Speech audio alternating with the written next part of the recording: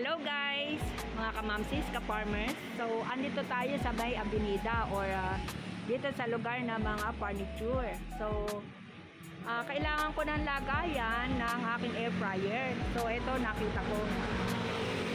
Ayan o. Ayan. And sabi ni ate ay 2.5 daw ito.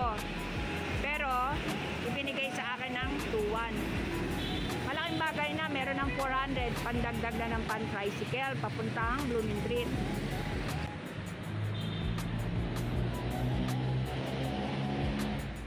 Yan po ang makikita nyo rito. At ang sabi ni ate, hindi ako masyadong papasok kasi syempre may table dyan.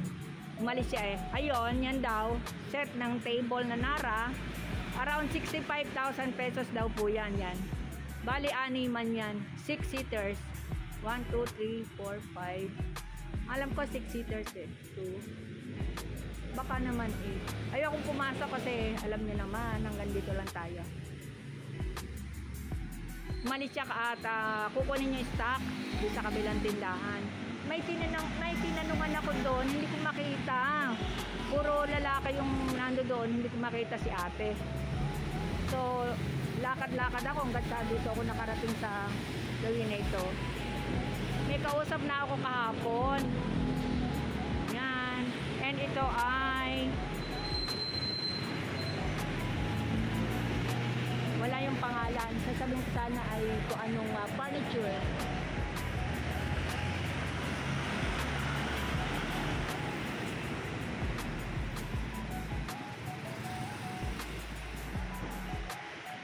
Sa'yo ba sasakay? Kasya ba yan? Sige. Doon lang tayo sa Cavite. Cavite. So, doon tayo dadaan ng Felix Huertas. Sasakay na ako. Pakita ko lang sandali yung ibang item, ha? Kasi inaano ko. So, ang gaganda po, mga kamamsis, ka-farmers.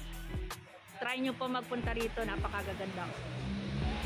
Kanina ay hindi ako pumasok sapagkat umalis si ate. Mahirap naman na, di ba po? See? Ganda.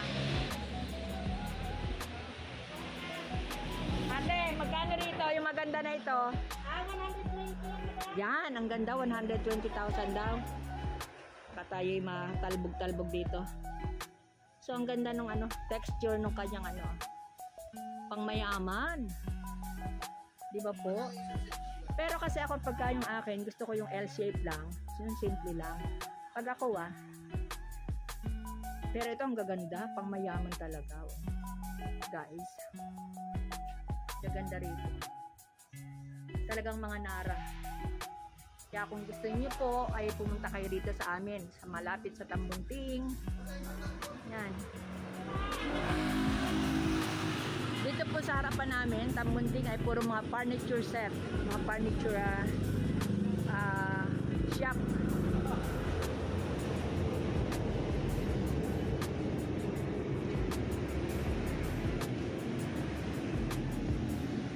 Yan, ayun si ate.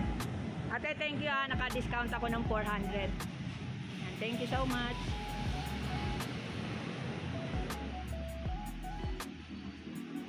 Ito ang gusto ko mga kamamsis eh. Ganito lang na simple lang pero plain.